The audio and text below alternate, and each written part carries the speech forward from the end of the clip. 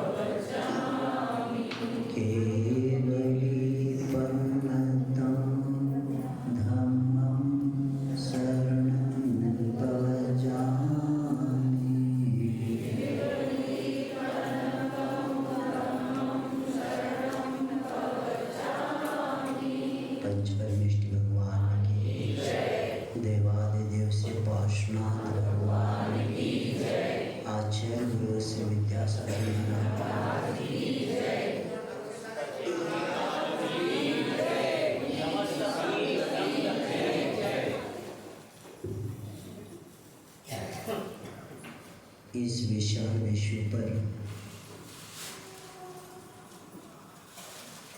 जब हमारी दृष्टि पड़ती है, हमें ऐसा ही प्रतीत होता है कि संसार में अधिकांश जीव दुखी ही दुखी हैं और संसारी जीव के अनेक पदार्थों से सुख पाने की कोशिश करते करते कहीं जन निष्फलता को, असफलता को प्राप्त किए और इस प्रयत्न से इंद्रिय की सुख की विपुलता प्राप्त हुई, लेकिन वह सुख भी एक भ्रम है और परिग्रह अधिक से अधिक संचय करता गया और जितना परिग्रह संचय किया उतना पराधीनता बढ़ती गई। ऐसे समय इस जीव को थोड़ा भी सुख का अनुभव नहीं हुआ, इसीलिए सुख के अभाव में अतृप्त होकर दुष्कृत करता गया और उसके कारण वही दुष्कृत उसके संसार परिभ्रमण की वृद्धि के लिए ईंधन का काम करता गया और इसीलिए आचार्य कहते कुलदेव निर्जर अधिकार में कि अनादिकाल से हमारे आत्मा कौन से उपयोग में रहे, तो 3 बातें बताए हैं: मिथ्यात्व, अज्ञान और असंयम। इन तीनों ने इस जीव को अनंत काल तक इस सम्यक दर्शन से वंचित रखा, अर्थात शाश्वत सुख की अनुभूति प्राप्त करने का पात्र नहीं बना पाए और अज्ञानता से इस जीव ने सुख करता और दुख का कोई हर्ता अज्ञान के कारण मानता गया और दूसरों से प्राप्त होने की जो भ्रामक कल्पना है, यही संसार के हर जीव के कर्म सूत्र में बांधने के लिए कारण बन गया और प्रत्येक जीव का सुख दुख कर्माधीन है, दैवाधीन नहीं है। और इसके लिए हमें ऐसी कर्म की जो श्रृंखला को नष्ट करने के लिए हमें समय ज्ञान की बहुत बड़ी आवश्यकता है और जो कि समीचीन श्रद्धा के बिना हमें स्वाध्याय के बिना प्राप्त नहीं होगा और स्वाध्याय से ज्ञान की वृद्धि होगी, ज्ञान वृद्धि से वैराग बढ़ता है और वैराग बढ़ने से संसार की असारता का ज्ञान हमें प्राप्त होता है। तब हमें ज्ञान हो जाता है कि सुख का साधन धन नहीं धर्म है। धन से शरीर का निर्वाह हो सकता है और धर्म से आत्म विकास होकर निर्वाण की प्राप्ति हो सकती है। धन सिर्फ हमारे शरीर के निर्वाह के लिए काम आता है, लेकिन धर्म निर्माण करके, निर्माण यानी आत्म विकास करके निर्वाण प्राप्ति की हमें इसमें सुलभता मिल सकती है। और सौभाग्य से हमें मनुष्य पर्याय मिला है और उसमें भी जैन धर्म अपने को प्राप्त हुआ है। इसका सदुपयोग करना है तो ज्ञान वृद्धि करना ही इसका सदुपयोग है। और ज्ञान वृद्धि होने के बाद आत्महित करके लेना हमारा लक्ष्य रहेगा जीवन का।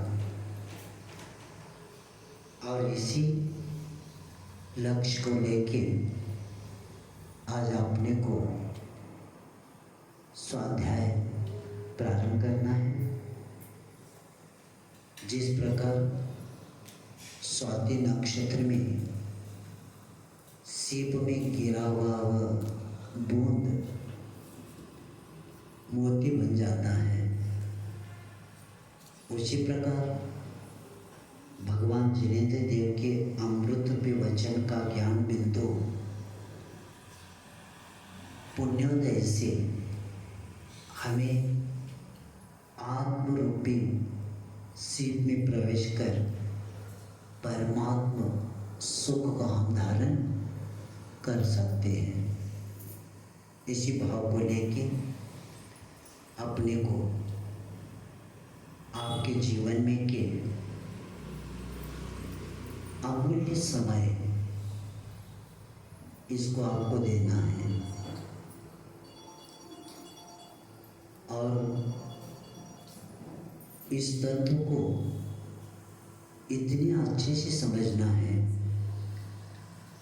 क्योंकि छह डाला है यह एक ऐसा चारों अनुयोग इसमें आएगा और विद्वानों ने अलग अलग इसको उपमा दिया है। कई विद्वानों ने छड़ाला को जैनागम की कुंजी,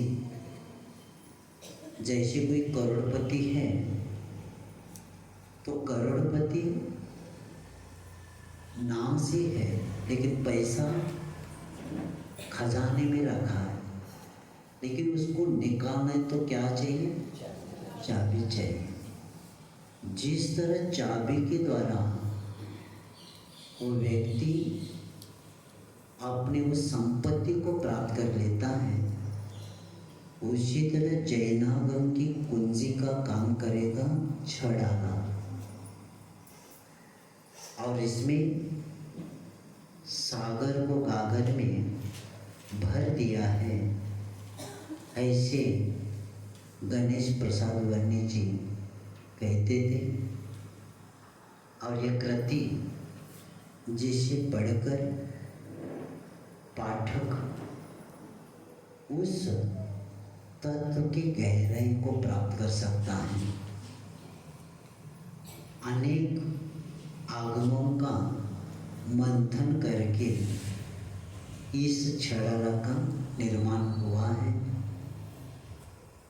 भाव, भाषा और अनुभव की दृष्टि से रचना बेजोड़ है और ऐसे इसके रचयिता पंडित दौलत राम जी हैं, जिनका जन्म हाथरस में हुआ और इनका गृहस्थ आश्रम आदि भी हो गया। और इनका एक काम ये था कपड़े के ऊपर डिज़ाइन बनाने का।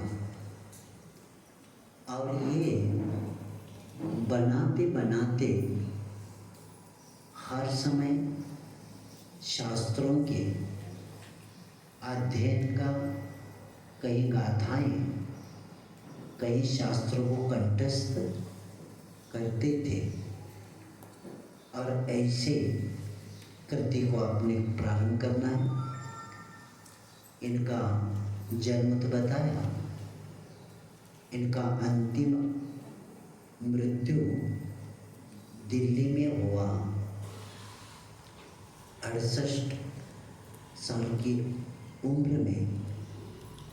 इनका दिल्ली में समाधि मरण हुआ और ऐसे इनकी कृति को आज हम प्रारंभ करेंगे। यह अलीगढ़ आदि के आसपास जो बोली भाषा बोली जाती है, जिसको ब्रज मिश्रित खड़ी बोली बोली जाती है, इसी में इसकी रचना हुई है। अब इसका मंगलाचरण कोई भी कार्य किया जाता है, उसका मंगलाचरण होता है। पहला मंगलाचरण शब्द को समझेंगे कि मंगल आचरण, मंगल जो पाप को गलाता है और मंगल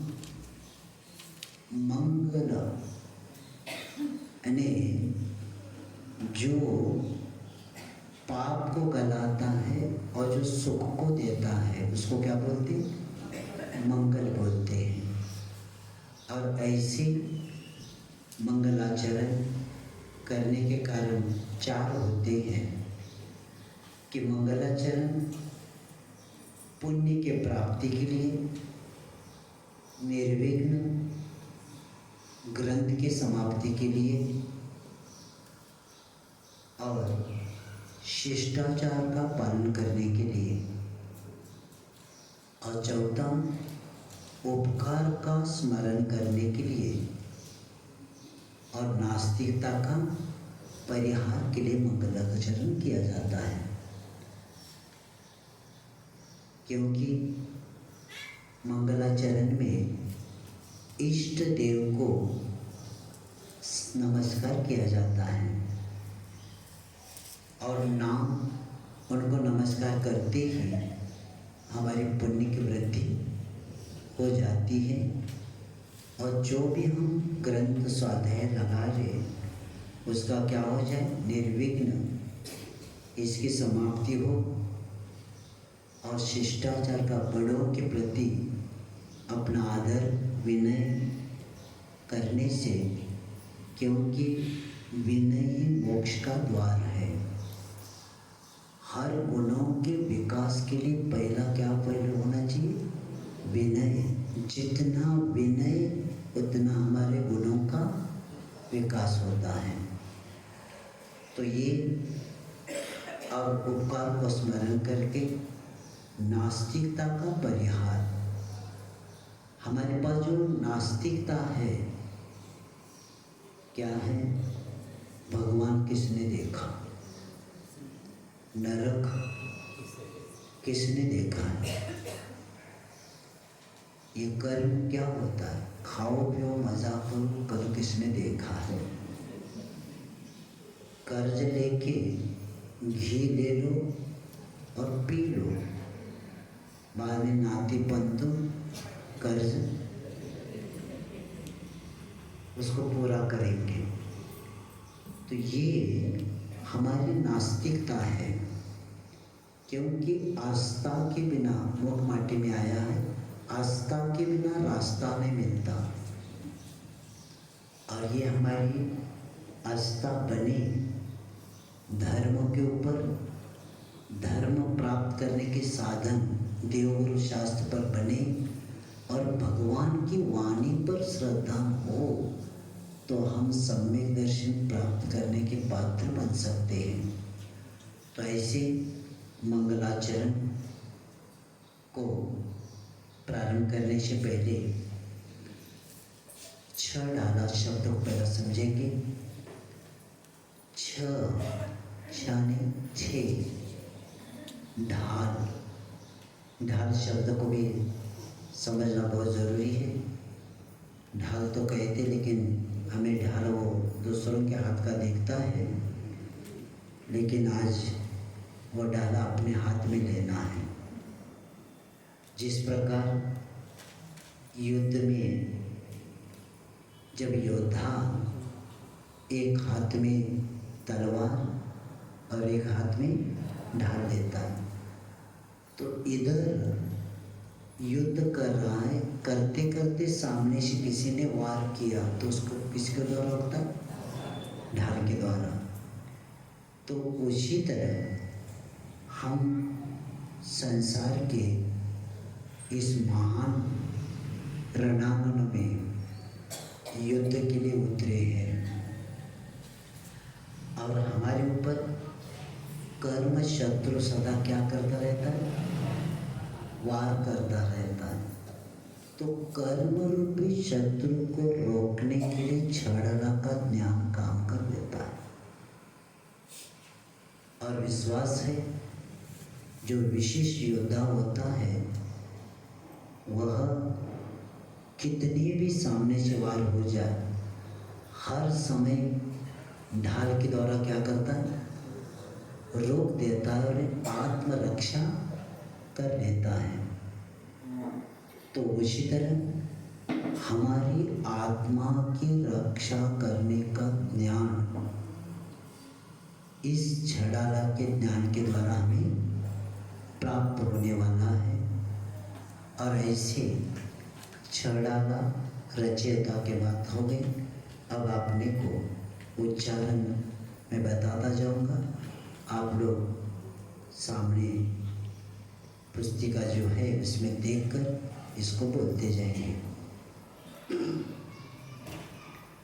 तीन भुवन में सार, वीतराग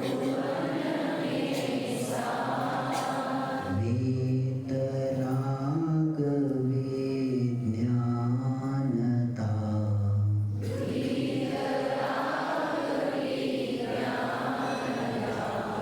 शिव स्वरूप शिव का,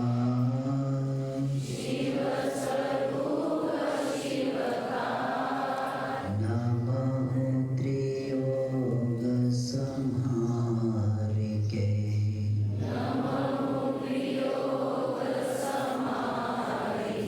सब बोलेंगे एक साथ। तीन भुवन में सार, वीतराग विज्ञानता, शिव स्वरूप शिव का, नमो त्रियोग संहार के। छड़ा लाकर मंगलाचरण में संसार में सार क्या है और वह सार हमें क्या प्राप्त करवा देता है, और प्राप्त करवाने वाला व्यक्ति कैसे नमस्कार को करना चाहिए। तो पहला शब्द वीतराग। जो वीतराग शब्द को समझ लिया वह जैन दर्शन को समझ लिया। तो वीतो विनष्टो राग यशस वीतराग। वीत यानी नष्ट हुआ, राग यानी राग द्वेषादि, जिनके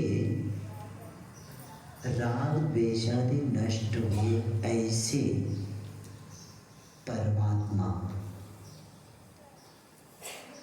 और ये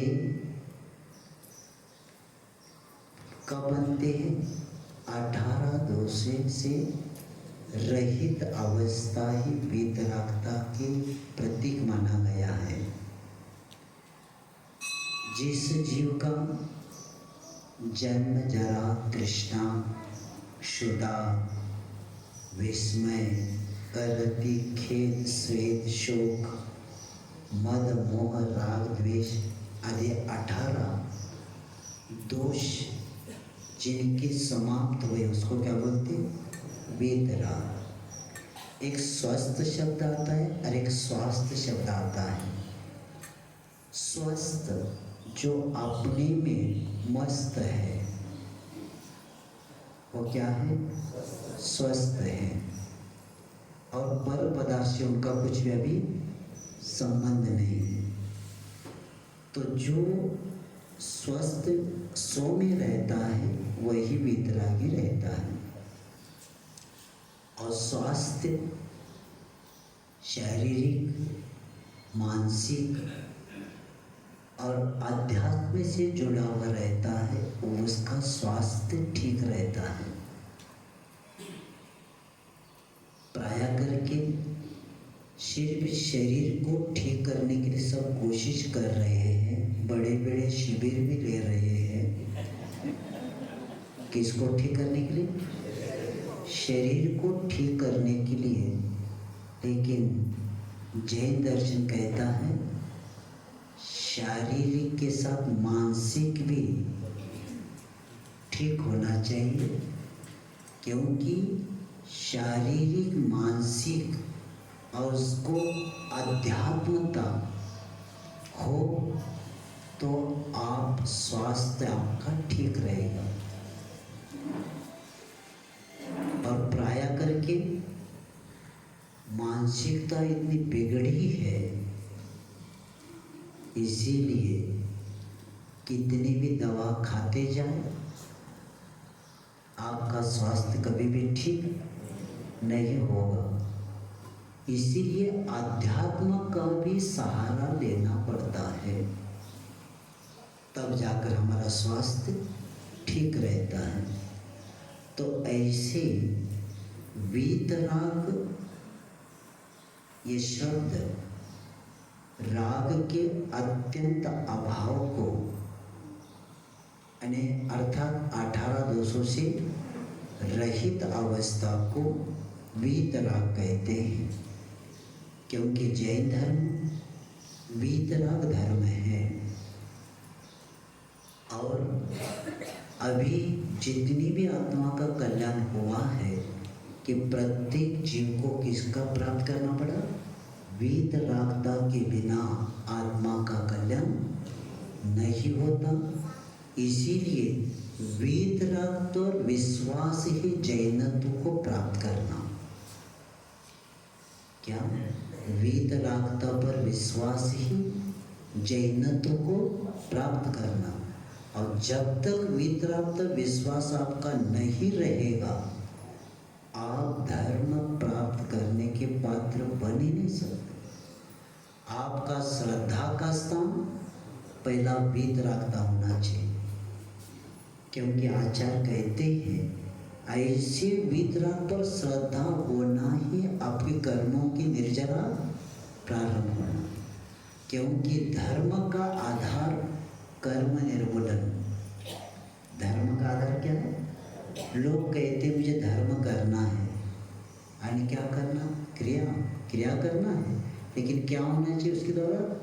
कर्म का निर्मूलन होना चाहिए। यानी धर्म करने का लक्ष्य कर्म का नाश ही होना चाहिए, क्योंकि कर्म के कारण तो हम दुखी है। और इसीलिए कर्म का नाश करने के लिए हमें क्या करना है? धर्म करना है।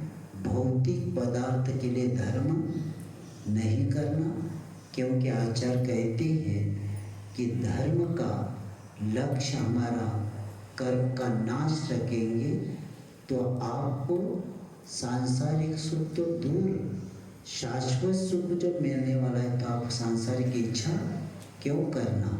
समन्वयाचार्य कहते हैं कि बीज बोते समय फलान की इच्छा नहीं रखता, अनाज की इच्छा रखता है किसान और पला फ्री में मिल जाता है।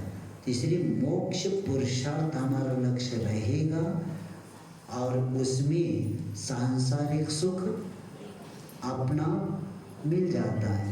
और सांसारिक सुख लेके करेंगे तो और नीचे आना पड़ेगा और डाउन हो जाएंगे। इसीलिए वहाँ का इच्छा करो तो बाकी का सब फ्री में मिलेगा, और इधर का रखेंगे न घर के न घाट के रहेंगे।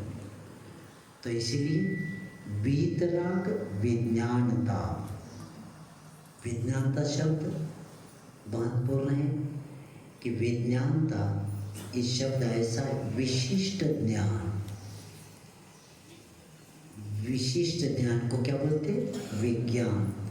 क्योंकि साइंस को भी विज्ञान बोलते हैं, वो भी विकास करता है। वह विज्ञान जड़ का विकास करवा देता है, और यह विज्ञानता केवल ज्ञान के लिए निमित्त बनता है। यानी केवल ज्ञान को क्या बोलते? विज्ञानता।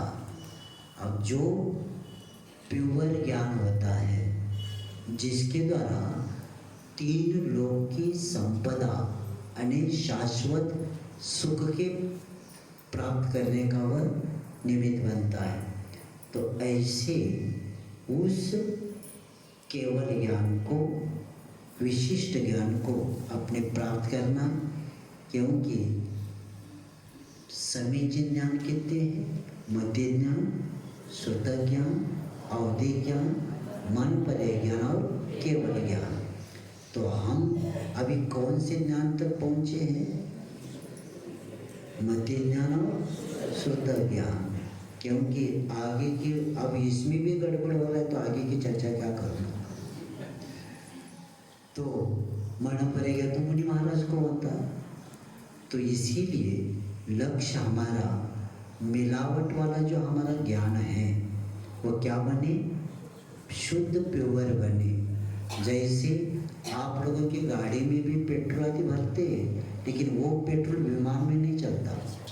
विमान का पेट्रोल कैसा होता है? प्योर होता है, तो उसके बिना वो ऊपर उड़ता नहीं। तो उसी तरह हमारे आत्मा का उत्थान करना है, तो हमें इस सम्यक ज्ञान को प्राप्त करके अंतिम ज्ञान को प्राप्त करने का लक्ष्य रहेगा। और इसीलिए त्रिभुवन में सार, तीन भुवन है, ऊर्ध्व, मध्य और अधो। इन तीन लोक में कहा जा रहा है सार क्या है, तो वे बताते वीतराग विज्ञानता ही तीन लोक में सार है। क्योंकि उत्तम श्रेष्ठ वस्तु को सार कहते हैं, श्रेष्ठ वस्तु को सार कहते हैं। जैसे दूध का सार क्या? घी। दूध का सार क्या? घी। और आप लोग पूरन पोली करते हैं। अब देखो उस चने के दाल को और बाद में वो पानी निकाल फेंकते क्या? बहुत होशियार है।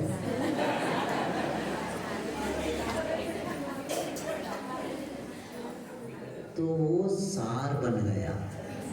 क्या बना? अब उसमें कुछ नहीं है। कई लोग इतना ग्लास पर पिया तो सब सारे उसी में होता है कि इसलिए अभी उसमें कुछ ना रिश्ते तो गुड़ या कुछ डालना पड़ता है, वो डाल के उसको मीठा बनाते हैं। लेकिन उसमें अभी सब सार कहाँ गया? इसमें आ गया। और आप लोग उसमें कुछ बगार डाल के उसको उपयोग में लेते हैं। तो इसको बोलते श्रेष्ठ वस्तु को सार। तो दूध का सार घी, और चना का तो बताया, वो तो तुरंत समझ में आ रहा। तो उसी तरह तीन लोक में सार क्या है? वीतराग विज्ञानता। और ऐसे ये तीन लोक में सार क्यों है, इसके द्वारा क्या प्राप्त होता है, तो बोलते शिव स्वरूप शिवकार। यही शिव स्वरूप है, यानी आनंद स्वरूप है। जो जो इसको अपनाता है नियम से वो आत्मा क्या बनता है, आनंद स्वरूपी बन जाता है। और ये वितरक हमें क्या प्राप्त करवाती, तो शिवकार, शिवानी मोक्ष को प्राप्त करवा देती है। शिव शब्द को द्रव्य संग्रह में टीका में बताया है, शिव किसको कहते हैं। शिवम, क्योंकि शिव कहते ही आपका लक्ष्य उधर चला गया, आपको फना दिखा, त्रिशूल दिखा। लेकिन ये शिव शब्द का आचार्य बताते शिवम परम कल्याणम निर्वाणम ज्ञानम अक्षयम प्राप्त मुक्ति पद एन स शिव।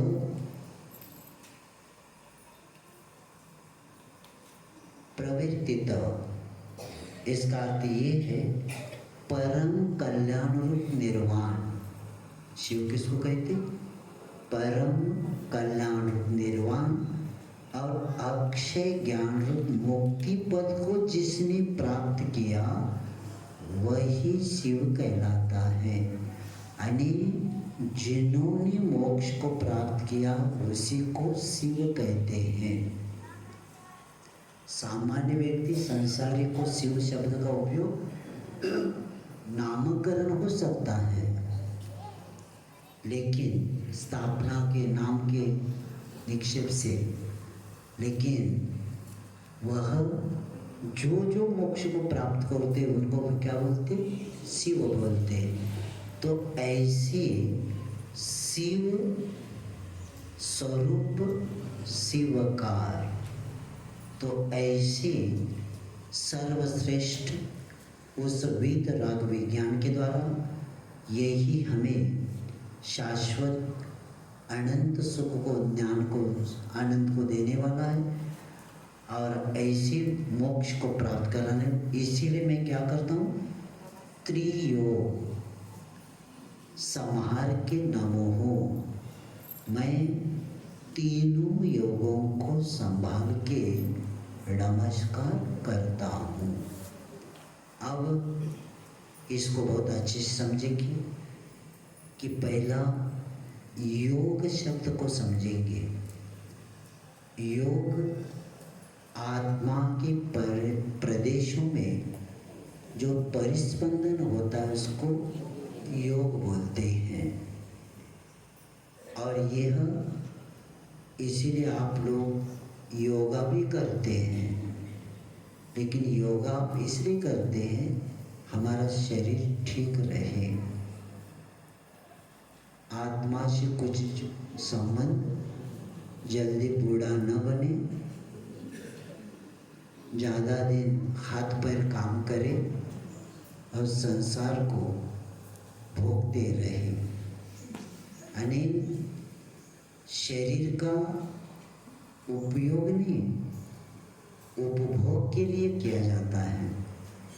लेकिन यहाँ त्रियोग समागम जो है वह उपयोग के लिए बताया जा रहा है कि आपको मन किसके द्वारा परिस्पंद होता है, मन वचन काय, मनोयोग, वचन योग और काय योग, इन तीनों के द्वारा आत्मा में परिस्पंदन होता है। और उसी के लिए काय वांग मन कर्म योग। तत्व सूत्र के 6ठे अध्याय में पहला सूत्र आता है, काय वांग मन कर्म योग। यानी मन वचन के द्वारा ही कर्म का सदा बंध योग मिलता है, कर्म बंध का निमित्त मिलता है। तो इसीलिए अभी तक हम लोगों ने अनंत काल से क्या क्या संभाला, क्या पता। पैसे को संभाला, परिवार को संभाला, नए कपड़े पहनने के बाद बैठते दर संभाला, गाड़ी को संभाला, सबको संभाला, लेकिन अब तो किसको नहीं संभाल पाए? मन वचन काया। इसलिए छलाला कर कहते हैं जिन्होंने मन वचन काय को संभाला वह कर्म बंध से बच गया, और जो नहीं संभाल पाता वो कर्म का सदा बंद करता ही रहता है। आचार्य कहते हैं कि जिस तरह तपा हुआ लोहा पानी में रखते ही सब तरह से पानी को खींच लेता है, उसी तरह मन वचन के काय के द्वारा सदा कर्म का बंध हम करते रहते हैं। इसीलिए अब अपने को संभालना है, और संभालने का लक्ष्य यही है कि हम हमारे परिणामों को, हमारे वचन को और हमारे काय को संभालना है, तब जाकर हमारा भाव नमस्कार हो जाएगा। द्रव्य नमस्कार और भाव नमस्कार, हाथ हमने जोड़ लिया, ये क्या हो गया? द्रव्य नमस्कार हो गया। और नमस्कार करते करते मंदिर में बाहर थोड़ा सा देख लिया, या ऐसे कर रहे थे और चढ़ाते चढ़ाते बाहर देख लिया, क्या चप्पल नया है क्या नहीं, और ये छोड़ दिया। किसको चढ़ाया?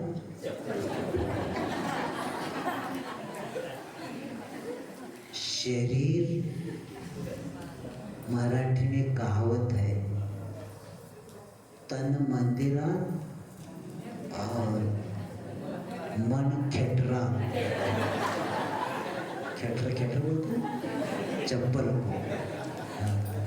शरीर कहाँ रहा गया? मंदिर में, और मन खेटरात नहीं, खेटरात मराठी में कोल्हापुर में उसको खेटर बोलते हैं। तो इसीलिए हमारा मन भी वहाँ होना चाहिए, वचन भी होना चाहिए और काय भी होना चाहिए, तब जाकर त्रियोग समाहार के ये हमारी वंदना हो जाएगी। इसीलिए मन आपको बहुत संभालना है, क्योंकि मन के द्वारा ही पुण्य भी होता है, मन के द्वारा पाप भी होता है। नीतिकारों ने बताया, जलेन जनितम पंक जलेन परिशुद्धते, चित्तेन जनितम कर्म चित्तेन परिशुद्धते। यानी जल के द्वारा कीचड़ बनता है, और पैर को लगा हुआ कीचड़ को धोने के लिए जल ही चाहिए। जल के द्वारा जब कीचड़ बना तो धोने के लिए दूसरा कुछ होना चाहिए ना? नहीं, जल के द्वारा कीचड़ बन गया और कीचड़ को धोने के लिए जल चाहिए। उसी तरह मन के द्वारा ही पाप हो गया तो मन के द्वारा ही पुण्य हम कर सकते हैं, उसको क्या कर सकते? धो सकते हैं। तो किए हुए कर्म मन के द्वारा हमने जो किया है उसको मन के द्वारा भी क्या करना पड़ेगा? धोने के लिए अंतःकरण में निर्मलता आना ही हमारे लिए धर्म को प्राप्त करना। क्योंकि आचार्य कहते हैं धर्म और कोई चीज़ नहीं। धर्म किसको कहते? अंतःकरण में निर्मलता आना ही धर्म है, और इसी अंतःकरण में निर्मलता के द्वारा ही हमारे कर्मों की निर्जरा का एक स्थान बन जाता है। तो मन और वचन भी हमारे शुभ होना चाहिए, अशुभ से बचना। क्योंकि एक एक शब्द के द्वारा भी हमें कर्म का बंध होता रहता है, सावधान हो जाना। क्योंकि जब मानवों का, जैसे व्यक्तियों का मनोयोग होता है, वैसा ही विचार की वर्गनाएं बनती है। जैसे हमारा मनोयोग होता है और मनोयोग के अनुसार ही वैसे विचार की वर्गनाएं बनती है और वही वर्गना हमें आचरण की ओर भी लेके जाती है।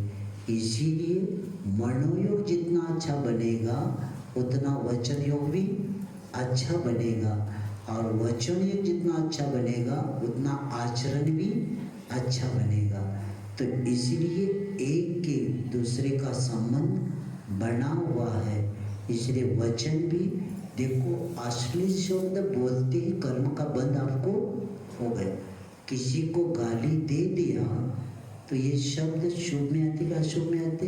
अशुभ में आते, तो तुरंत कर्म का बंद होता है। इतना होता क्या होता, बोलते समय कुछ लगता नहीं, लेकिन एक एक शब्द के पीछे कर्म का बंध अपने को होता ही रहता है। इसीलिए शुभ शब्दों का ही उपयोग हो जाए तो हमारा कार्य हो सकता है। और ऐसे काय योग शरीर का उपयोग भी इतना अच्छा करना है, आपकी हर क्रिया के पीछे आपको काय योग के द्वारा कर्म का बंध होता है। देख लेना, शस्त्र हाथ में किसी को मारने को लिया, मन लग गया उसमें, उसके बिना उठेगा नहीं। हाथ में शस्त्र लिया, काय योग के द्वारा भी क्या हो गया? कर्म का बंध हो गया। मन में भी भाव किया था, कर्म का बंध होने लगा और उसके कारण सदा परिणाम अपने अशुद्ध विशुद्ध यानी अशुद्ध बन गए। तो जब तक वो वस्तु रहेगी तब तक आपको कर्म का बंध रहेगा।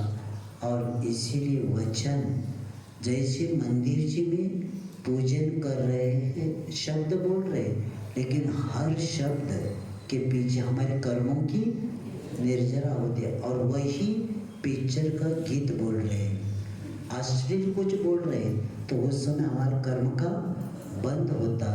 इसीलिए जिन्होंने मन वचन काय को संभाला वह कर्म बंध से बच गया, क्योंकि यही कर्म बंध निमित्त के लिए कारण हमें है।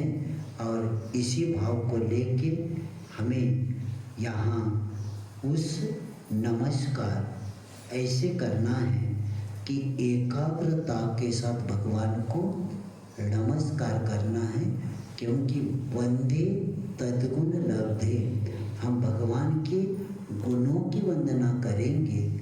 वंदना करने का लक्ष्य क्या है? उन जैसे बनना ही मेरा लक्ष्य है। और इसी लक्ष्य को लेके हम क्या करेंगे? मन वचन काय को संभालते हुए नमस्कार करेंगे, क्योंकि 3 लोक में इसके अलावा कोई भी सार वितराग विज्ञानता है और इस वित्त विज्ञान को यह नमस्कार किया है। अब इस छड़ाला रचने का उद्देश्य क्या है और जीव की चाह क्या है, इसके लिए आगे के छंद में बताया जा रहा है। जे त्रिभुवन में जीव अनंत,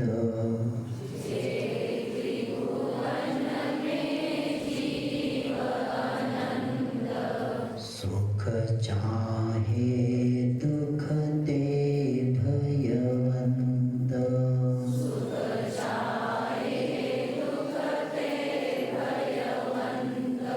ताते दुख हारी सुख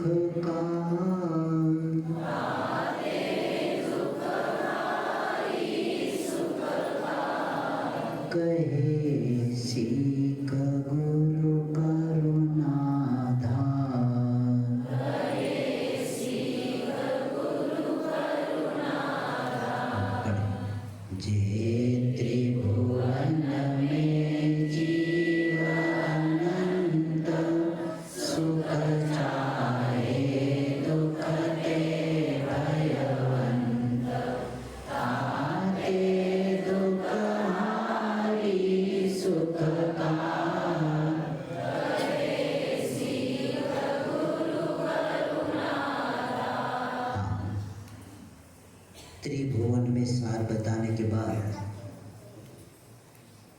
त्रिभुवन में कितने लोग हैं, किसकी इच्छा करते हैं और किससे डरते हैं। और इसीलिए उपकारी गुरु क्या बताते हैं, इसको बताते हुए कहते हैं कि 3 लोक में जीव अनंत है। इस संसार में अनंत जीव है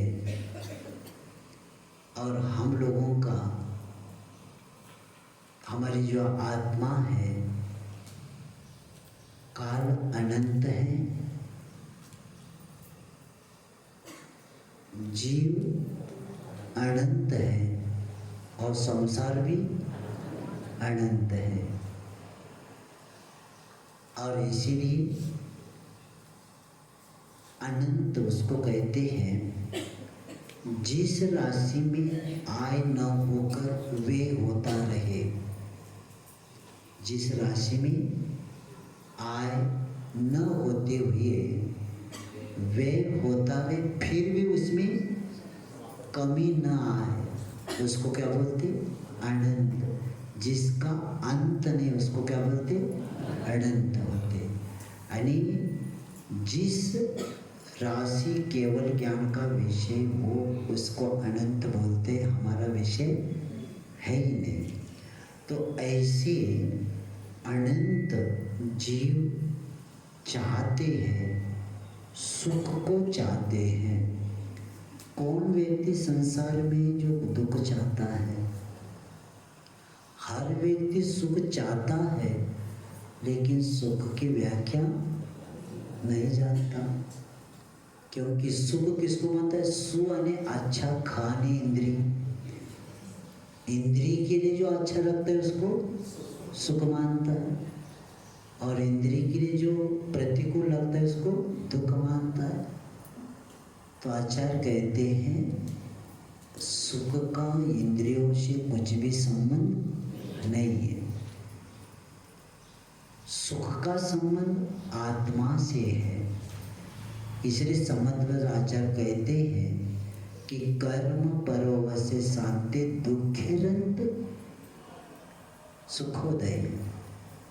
कर्म परवस्य शांति दुःखेरंत हितोदय।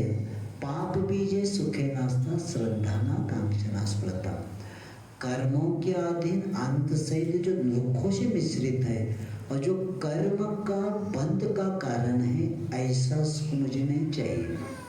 और इंद्रिय सुख कैसा है? कर्म परवस्य। इंद्रिय सुख किसके अधीन है? कर्मों के अधीन है। क्योंकि सुबह जो रसगुल्ला सुख का कारण था, दोपहर को अटैक आने के बाद चेक हुआ तो डॉक्टर ने नहीं खाना, और घर वाले ने कह दिया, सुबह कहा था वो 2-3 रसगुल्ला के ले लो, नहीं मेरा त्याग है। अब वो सुबह का जो प्रिय वस्तु थी वह भी दुख का, इसलिए कर्म पर्व से शांति अंत सहित और दुखों से मिश्रित, और जो पाप का कारण है हमेशा सुख नहीं हमें चाहिए। जो दुख कर्म से रहित सुख, जो अनंत सुख है, ये अंत सहित है। क्योंकि रसगुल्ला घाटी के नीचे माटी, रसगुल्ला मीठा करता लगता है जब तक मुंह में है, और यहाँ से उतरते ही घाटी से उतर गया, माटी बन गया, तो अंत सहित है वो। तो कर्म पर्व से शांति दुःखेरंत, और दुख का कारण है। जैसे दांत की बीमारी होती तो खुजाते समय अच्छा लगता है, लेकिन बाद में उसमें क्या आता है? खून निकल जाता है। तो संसार का सुख थोड़े समय के लिए अच्छा लगता है, लेकिन रिजल्ट क्या रहेगा उसका?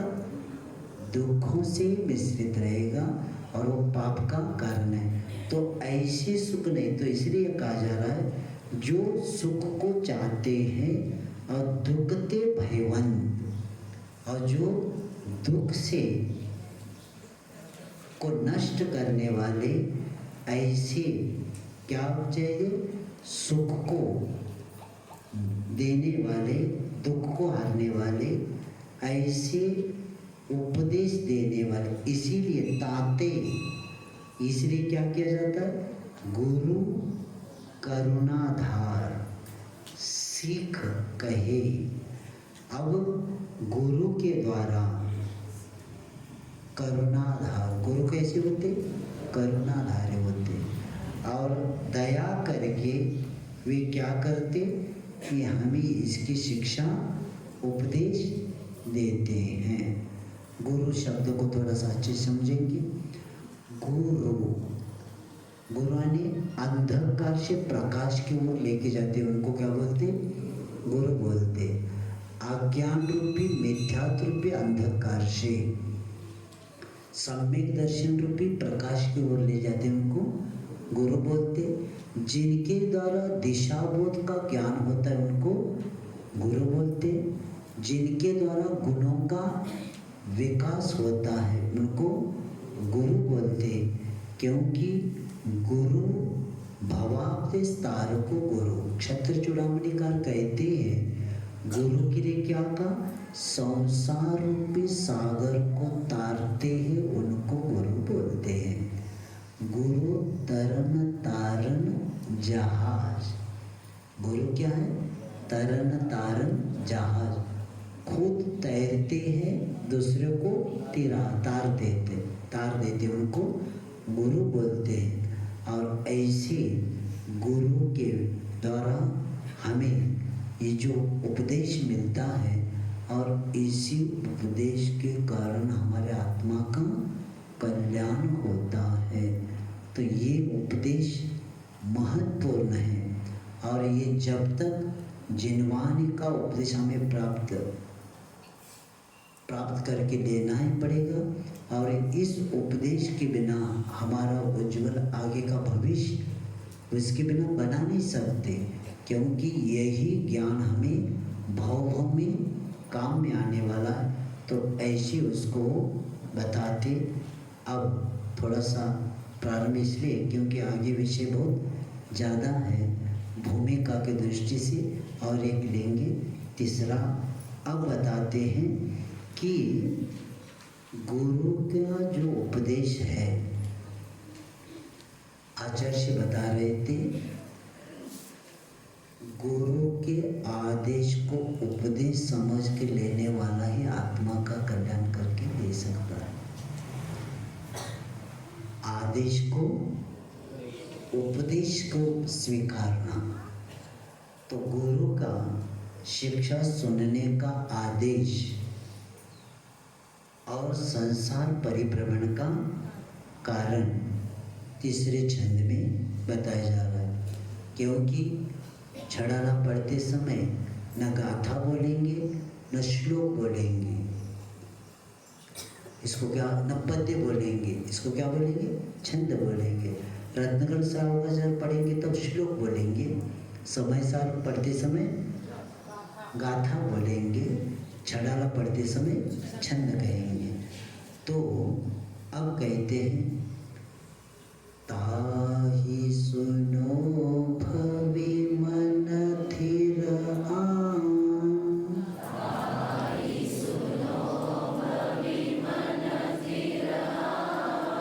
जो चाहो अपनो कल्याण,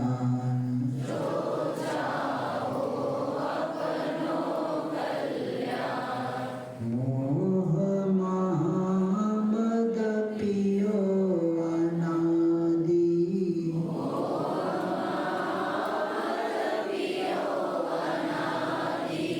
भूल आपको भरमत वाद,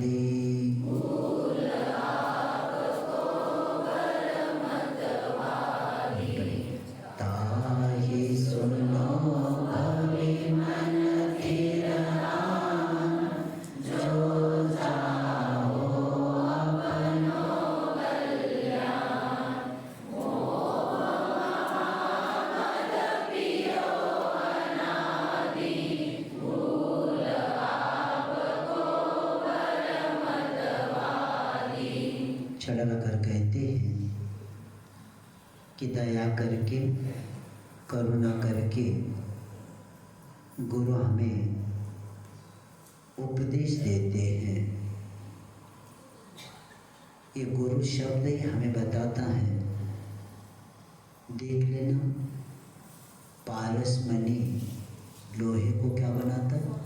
सोना बनाता है। लेकिन सोना दूसरे को नहीं बना पाता। लेकिन पारस के स्पर्श के बिना लोहा सोना नहीं बनता। लेकिन गुरु सामने वालों को शिष्य भी बनाते, उन्हों को भी अपने समान बनाते। यानी ये गुरु रूपी पारस सामने वालों को भी क्या बनाते? पारस ही बनाते हैं। ये अंतर है इस जड़ पारस से और ये चेतन जो गुरु है उनके द्वारा। इसलिए गुरु महाराज कहते हैं अपने रूप को जो है वही रूप सामने वालों को भी देते हैं और यही भाव रखते हैं कि इनमें भी रत्नत्रय है। और इसलिए आचार्य परमेष्टि भी नमोकार मंत्र बोलते हैं। तीसरे परमेष्टि है, लेकिन नमो वज्रायण नमो लिए सौवसावनो भी बोलते हैं। इसलिए बोलते हैं क्योंकि यहाँ उस पर्याय को नहीं, इस रत्नत्रय की वंदना की जाती है। और इसीलिए यहाँ बताया जा रहा है कि गुरु के द्वारा जो भवी जन, भव्य यानी हे भव्य जीवो, ये लोग कहते हैं हम भव्य है कि नहीं क्या पता, बहुत लोगों को चिंता भी है। भव्य किसको कहते? जिनमें सम्यक दर्शन, सम्यक ज्ञान, सम्यक चरित्र को प्रकट करने की योग्यता होती है, उसको क्या बोलते? भव्य बोलते हैं। और इसीलिए कभी भी शास्त्र का प्रारंभ देखना, भव्यात्माओं, भव्य जीवों के लिए उपदेश होता है। तो ऐसे भव्य ही उसको अपने जीवन में उतार सकता है। और इसीलिए कभी कभी प्रश्न आता है कि भव्य हम कैसे बने? तो आचार्य कहते हैं देव गुरु शास्त्र के ऊपर श्रद्धान, हमारा जितना परिपक्व होता जाता है उतना हम भव्यता को प्राप्त कर सकते। और ऐसे जैसे पिछले समय भी बताया था कि कभी कभी एक जैसे मूंग रहते, सब मूंग क्या होते? एक जैसे रहते। सिजाब नहीं दिया तो जब वो सिजाने के बाद जब खाना प्रारंभ कर देते हैं तो उसमें आवाज आ जाता है। तो सांस खा रही थी तो आवाज आती, देख लिया किसको? गैस को, बहू को देखा, देख लिया तो बहुत समझ लेती है क्या कह रही। उन्होंने कहा मम्मी जी मैंने देखा था, 4 बार देखा था। तो 4 बार देखने बाद कट किसने किया? कहती मैंने तो देखा 3-4 बार से, तो उसमें वो होगा ही नहीं। तो किसने किया था? जिसको कुच्चर बोलते क्या, टर्रा मोह, यानी सबके साथ वो था, बीच में बैठा था, ऊष्मा मिला था, सब पानी मिला था, तो भी क्यों नहीं सीजा? क्योंकि उसकी योग्यता नहीं है।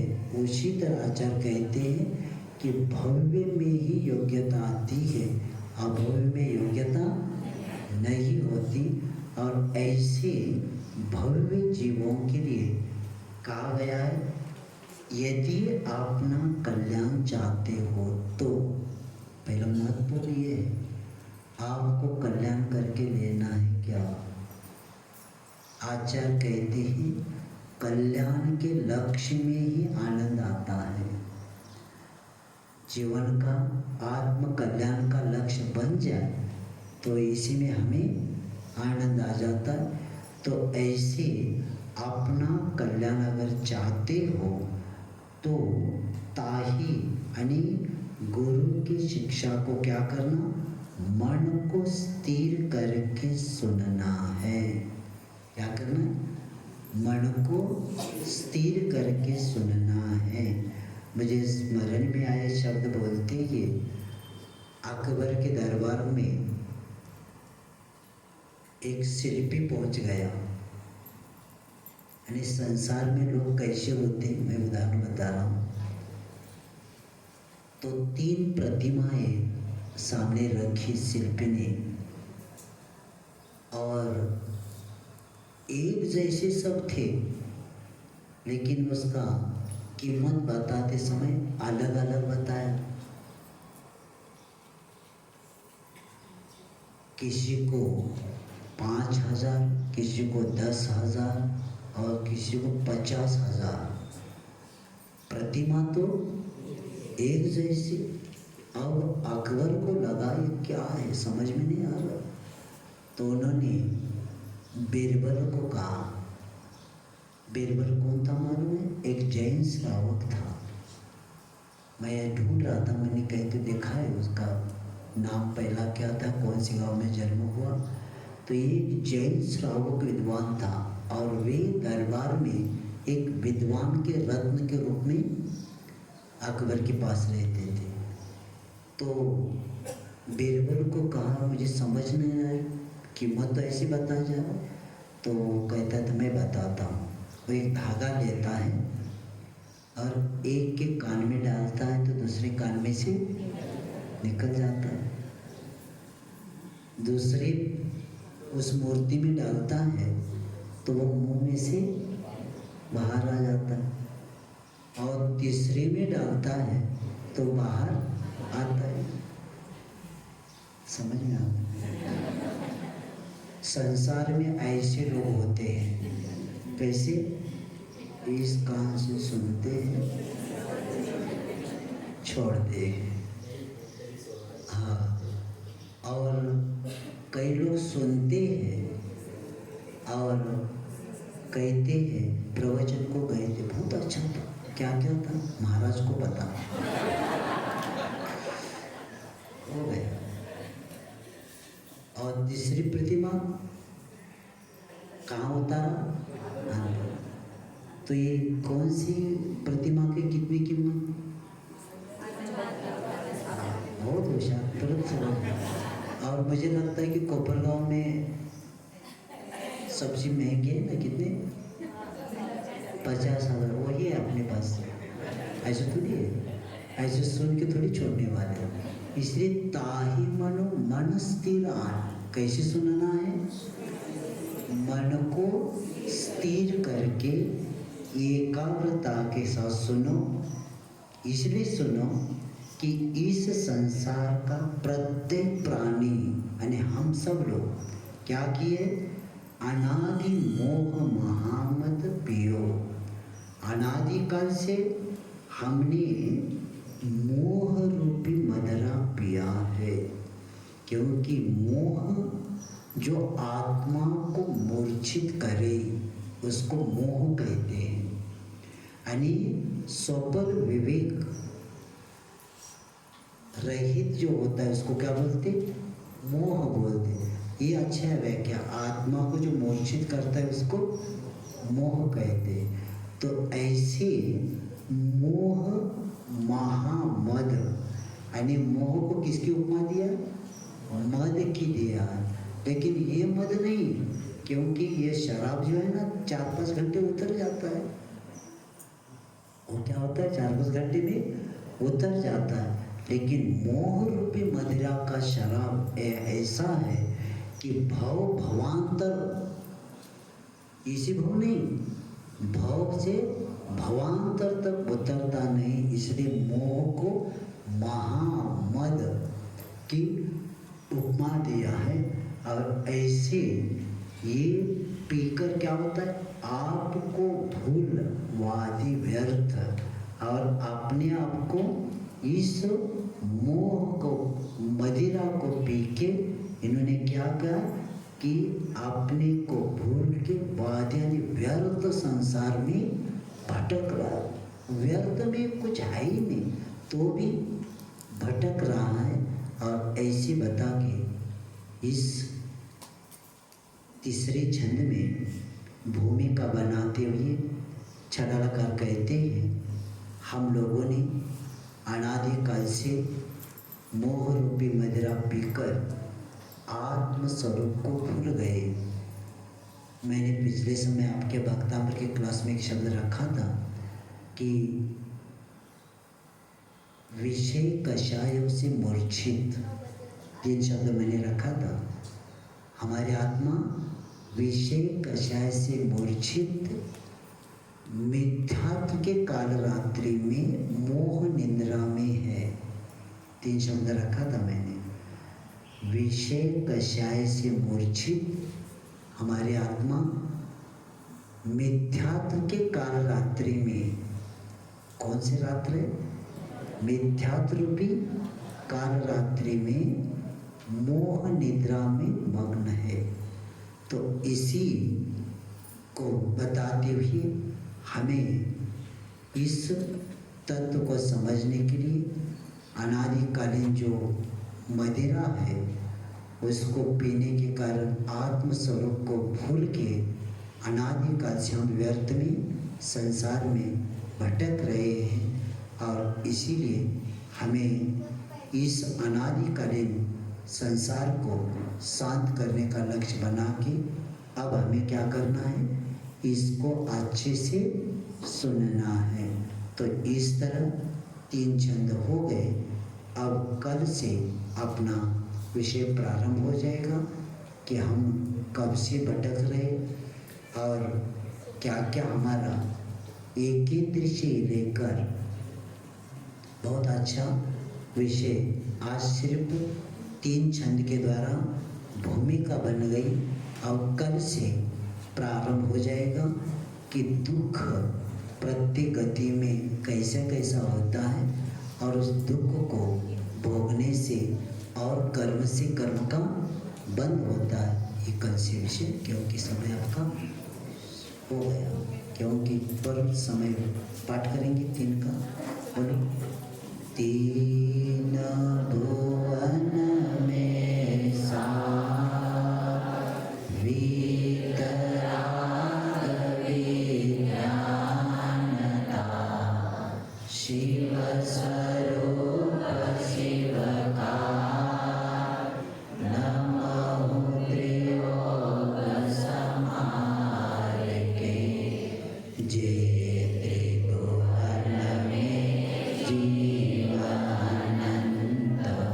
सुख चाहे दुख ते भयवंत, ताते दुख हारी सुखकार, कहे सिद्ध गुरु करुणाधार, ताई सुनो भवे मन धीर आन, जो चाहो अपनो कल्याण, मोह मद पियो अनादि,